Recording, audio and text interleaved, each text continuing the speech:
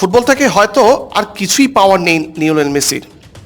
সব অধরা সাফল্য একে একে এসে ধরা দিয়েছে আর্জেন্টাইন জাদুকরের পায়ে। ক্লাব ফুটবল থেকে শুরু করে বিশ্বকাপের ট্রফি আর কিছুই পাওয়া নেই এলএমটেনের। মেসির সাফল্যের রহস্য কি তা নিয়ে অসংখ্য গবেষণা হয়েছে, কথা চালাচালি হয় এখনও। অনেকেই বলেন মেসির কিংবদন্তি হয়ে ওঠার পেছনে বড় কারণ তার পারিবারিক জীবনের শান্তি।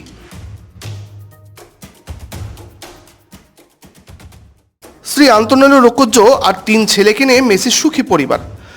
37 বছর বয়সী মেসি সব কিছুর আগে প্রাধান্য দেন তার পরিবারকে।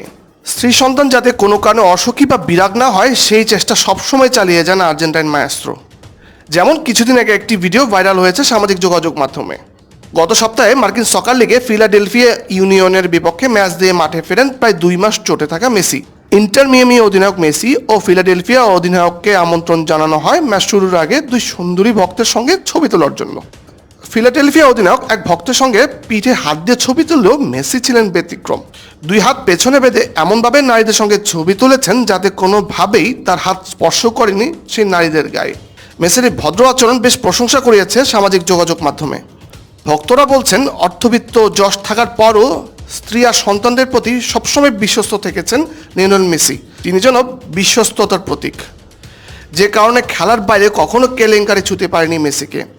সংসারে থেকেছে শান্তি, আর এই শান্তি মেসিকে সাহায্য করেছে ফুটবলে আরও বেশি মনোযোগী হতে।